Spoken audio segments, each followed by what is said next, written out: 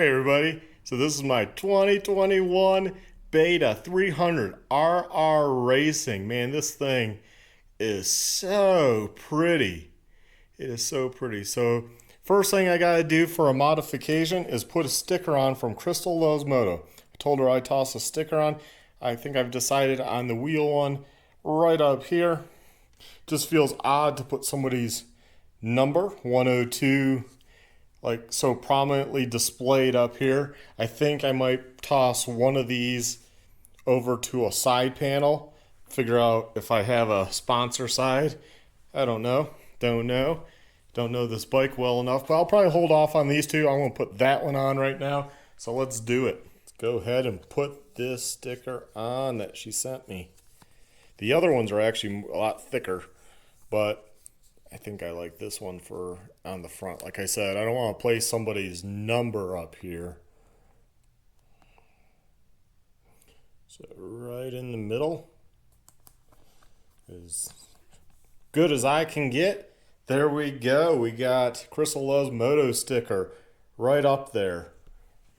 Right there. That's my first modification. So thank you, Crystal, for those stickers. I definitely will figure out where to put the other ones.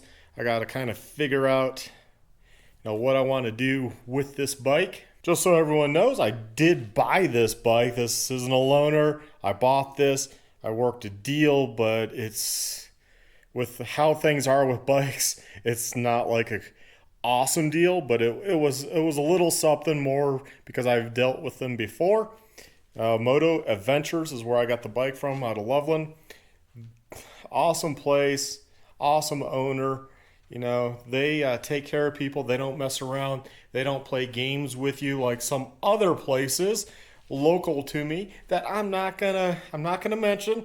I still haven't mentioned who they are, but if you know me, you know who I'm talking about probably. And I'm gonna keep it professional by not mentioning them at this time, but they ticked me off that much that I called up Moto Adventures and drove the hour and 40 minutes to pick this bike up. Let's get away from that topic and let's show you some of the parts that I got. So here are some goodies that I got right off the bat. I got myself the 5.2 gallon IMS tank. Yes, it's a big tank. You don't have to fill it up all the way.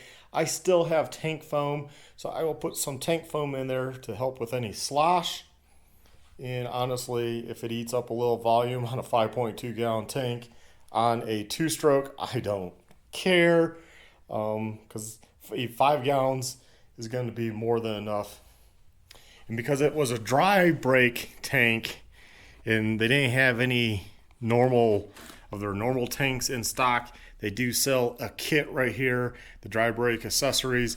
I already had this top piece, the little hose with aluminum. I have a bunch of those. They're just Chinese. But yeah, I got this. This is good. Go on there, and then that will allow it to be a normal tank. I got the Core Enduro foot pegs. It's sealed, but we know what those look like. They look like that. And is there a part number? Because I'll bring you that. There's all the bikes these fit. So quite a few different bikes. I bought the bulletproof rear shark fin / guard with caliper guard. Very nice. Yes, I bought this. There's the part number.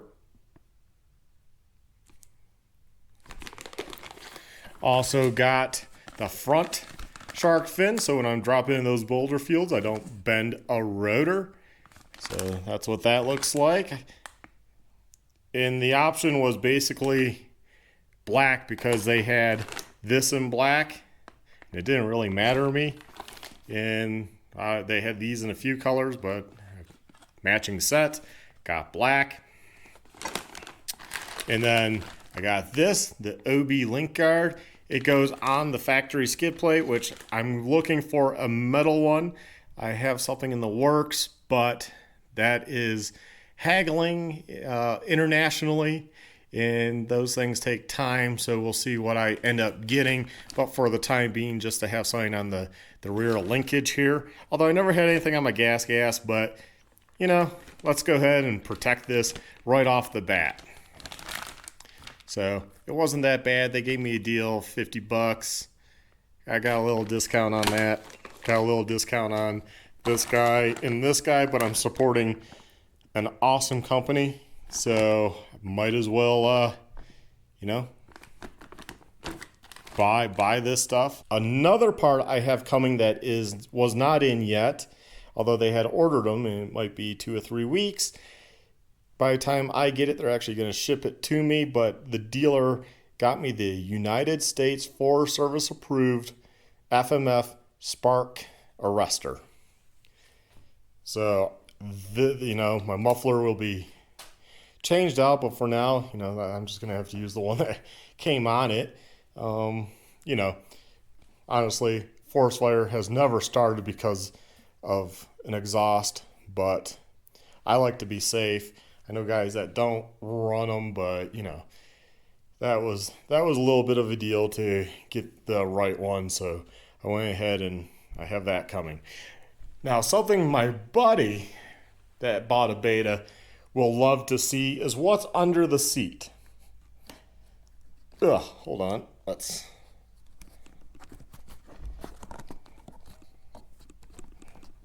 There we go. Pull it. Okay, gonna remove the seat. Under the seat is the lithium battery. Here, let's get it angled this way so no shadow. A lithium battery that comes on the Beta. And he'll know why I'm pointing this out. Because there's a certain dealership that yanks them and says, oh, well, those are extra. Nah, it comes with it. It stays in the bike. And who's ordering these bikes without the lithium battery? Who's doing that? Because this dealer that I know, they're selling the bike still for top dollar without the lithium battery. Why? Lithium battery comes in the bike. In fact, Moto Adventure says it comes in. Beta would be mad if they remove this to sell you a different one, unless for some reason this was bad. But then the customer would expect, if they know their bikes, that lithium, it might show as an option, but like the dealer said, at MSRP, they're getting these bikes with the lithium battery. And when you start putting in the other non-lithium batteries, that, you know, that can be harder to start over and stuff. They're really designed for the lithium. So make sure this bike has a lithium in it. When you're looking at the dealer, it's easy enough to pop off the seat with a button. It's not like you need a key or a tool. So you could just do it right on the showroom floor and check. And check when you pick up. Hey, that's just a tip. So air filter is down there, but you actually get to it. And it says pull. So, okay.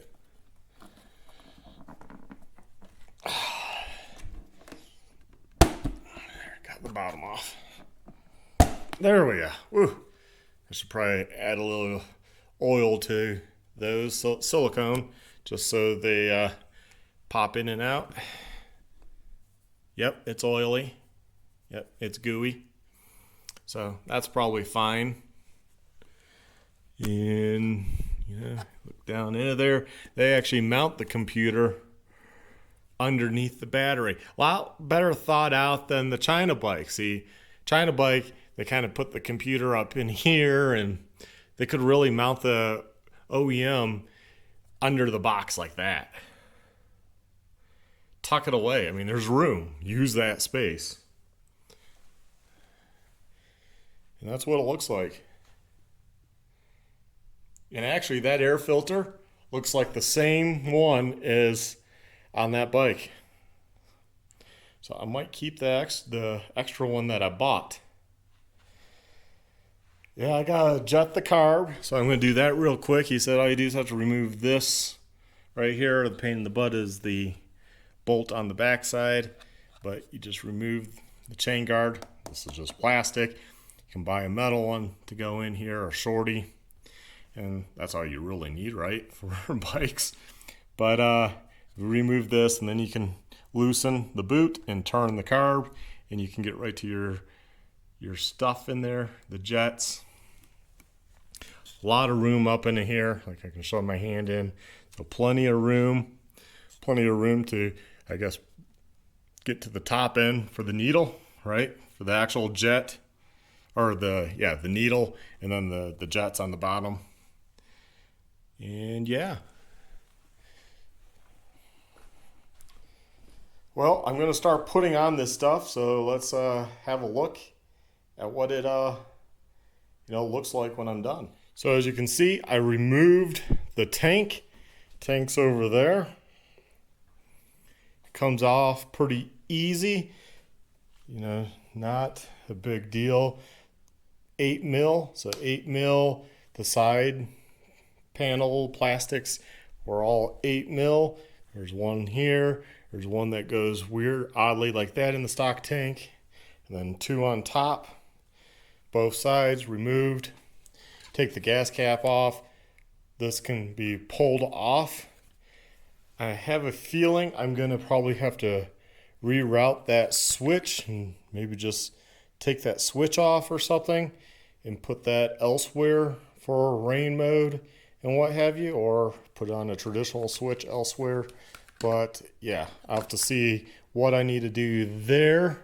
And it looks like a vent line is coming up to this plastic housing right there. So that's another thing I'll have to take a look at, but I'm sure I can just route it up here somewhere and zip tie it and it will be fine. So I just kind of wanted to bring you how it looks naked without the tank. And I like the fuel line is high quality, and it actually is thought through. It's running from there up and in. I mean, that is nice and neatly routed. And then here's your thermostat for your coolant. It's right there, so it's nice and out of the way. I guess the one thing I don't quite like is no cooling fan, but I guess that's why people add them. I don't know why the racing one, why they just don't incorporate a cooling fan. That might be something I'll want to look at getting. Let's go, I want to take a look at the big tank, monster tank over there. Here is the tank mocked up, basically sitting there just to see how it looks. This is basically how it looks. I obviously have to put the bracketry on that will hold it. And the seat, the cap, and however it holds it up front, I'm going to have to look at the manual. There is this bag of parts right here. See this bag of parts? So, gotta read that, see where everything goes, move the petcock over, which means I'll have to drain that tank into. Luckily, I have some gas cans. Drain that over, and then probably move that petcock. And yeah, get this bad boy on here. And as you can see, that's what it looks like. But that will add a little protection for the radiator. It makes it kind of look big, but believe me, you get used to the size. And like I said, you don't have to carry that much fuel. If I just have 2 or 3 gallons in this tank for my normal outing, that will be fine. I think they mixed up a gallon for that tank. So we'll move it over and we'll see how much fuel a gallon fills up. And it's also mixed at, it's mixed at a ratio is like 50-1. This is probably the hardest part so far, was these plastic pieces, because you have to trim off. There's a piece that sticks out back here. You have to trim that pretty dang flush. The best way to do that is to use, I did the air grinder and it was kind of messy. So some snips to cut down in, And then I happen to have these wire cutters that are on an angle like that. So if you have something on an angle like that, or go to the hardware store, that way you can get flush and it's a lot easier. So if these were bigger, slightly bigger, that would have been even faster. But you can see my pile here of plastic bits. Yeah, it took a while. So that's probably so far the most difficult thing is trimming the plastic on that. And that's been taking forever. So finally got that done. And I'm going to see what else I have to do. Another thing that you'll have to do is trim the piece off of here. There's a piece that sticks out in 3 spots. 1, 2, and 3. So I just cut those off with the tin snips. And then I have a bench grinder. I just kind of flattened that on the bench grinder as best I could. And that's good enough. It's hidden anyways. But you have to cut off both the sides so the tank will fit around. So here I have the bike. I have it with the tank on. I got the jetting done. It took a while to do the tank just because you have to trim so much. If you want, you can figure out where the hole should be here, and they give you a threaded part on the top, and you can put in a bolt right there to kind of hold that on. Obviously more secure, but I don't think it's going to go anywhere unless maybe you caught it just right. Again, same over here. Didn't do that because finding that hole is a whole trick in itself. I don't feel like doing that, at least not right this second. So a gallon of fuel. There was a gallon per my container, VP container's mark on it, mixed up, like they said, and poured it in. So this side, the right side of the bike, this is where it's at on a gallon, but it's not going to be even because this side's lower and it's right there. So 1 gallon is right there, and you know, it's one of those tanks where you're going to have to tip over, but with 5 something gallons, okay, so what, you know? You have 4 gallons in this thing, you're good to go. I still have to put tank foam in there. I got rid of the blinker part. It's cool. You undo that screw and that unit just slides off, and the connector is just right back there. So you undo these 2 and then the connector, and you're good to go for that. I have to put on the highway dirt bikes, which I'm transferring over from the China bike, GPX Moto, over to here as long as this mount is the same. And then I'll have bark busters on here. I'm trying to think what else. Like I said, I did the carb. So the jetting I used, somebody recommended that you get this Suzuki part number. And I'll put that stuff in the description so you all know, and then you can follow along. He says you don't need a smart carb on this bike. That this needle and a 160 for our elevation here, he's been able to go Moab, come back, and run it just fine. So we'll see. We'll see. This carb does have a electronical bit on the top there, so I don't know if the smart carb works, or you can just unplug that and it won't matter. I don't know. That's something I'll have to ask smart carb about if I'm going to pull the smart carb off the China bike and put it on the Beta. But anyways, this is where I'm at. I'm going to go ahead and fire it up and just see if it runs. There we go. I had put on reserve for the slowing up on that side.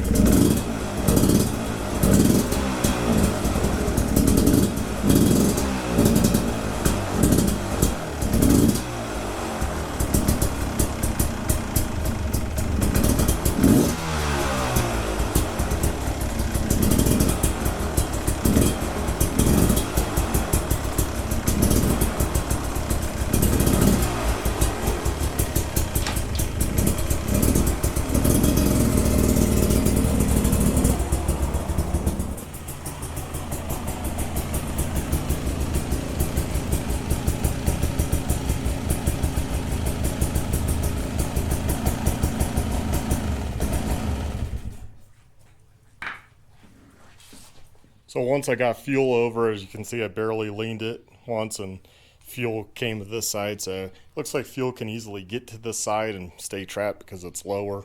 But had to have reserve on to get that fuel to the carb and started. My mistake, not a big deal. Next thing I'm going to look at, so it has daytime running light, and it looks like it might be an H4. If it's an H4, I actually have a LED H4 bulb, so I'm going to go ahead and see if that will work, put that in. Oh, another thing is IMS gives you everything to mount the sun or weather mapping switch up to your bars. So I went ahead and put it up here because they gave me the stuff. Otherwise I was just going to do without, like I said, but it's right here. So I think next is I'll take this off, measure up, see if that's the same as the mount here, which this is from my Beta 500 RRS 2019. Remember when I had that loaner and it went on the Beta 125? So good chances it's the same. And then I'll get that up here. That way my levers will be protected. And then I'll just start going through the protection stuff in the pegs. Well, I finished this up last night. It's daytime right now. And this is what it looks like. This is what the tank looks like on the bike. This is what the highway dirt bike guards look like. I added a switch to be able to turn on and off my headlights, lighting unit up front on my own. Plus I added an LED bulb. The bulb I added, it'd be in the description, but I had one of these laying around. It's just an H4 bulb.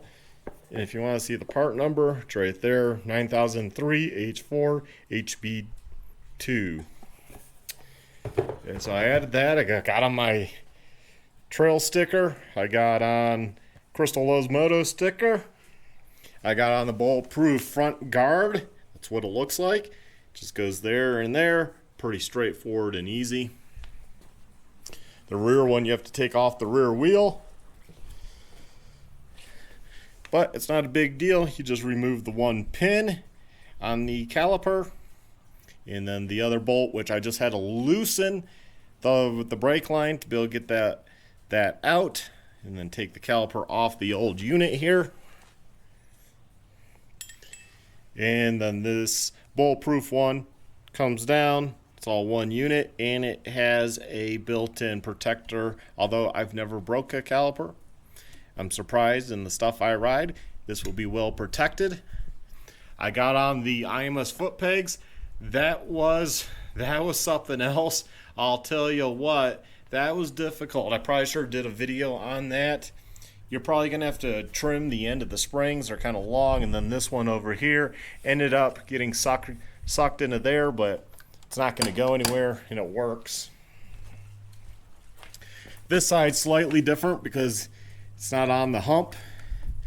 It is stiffer, but I got it in. Again, I trimmed this end and I trimmed the other on my bench grinder. Just trimmed it down and got this one in. This one wasn't that. This one was not as hard.